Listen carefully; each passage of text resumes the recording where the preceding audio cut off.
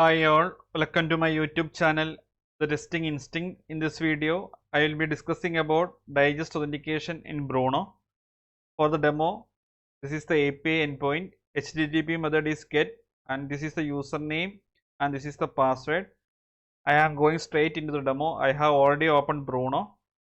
I am using the collection authorization for this demo. I am adding a new request under this collection.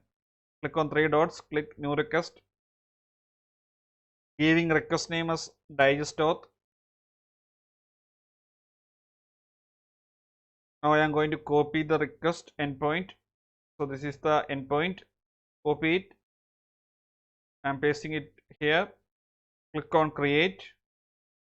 So the request is been created. Now I am going to hit this request without adding the Digest Auth details. You can check how the server is responding to our API request. I am clicking send button. You can see that you have got a 401 unauthorized status code. So the server needs the Digest authentication details in order to send the correct response for this API.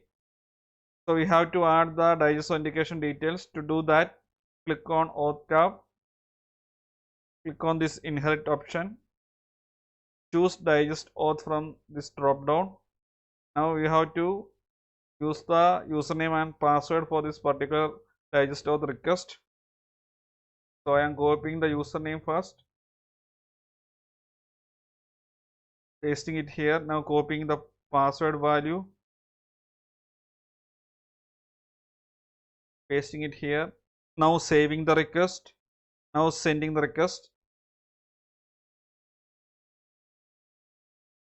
So we have got a 200 status code this time, and we have got this particular authenticated true JSON response. So this is how you can do Digest authentication in Bruno.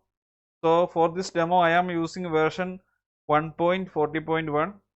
In the version 2, this Digest authentication is not working.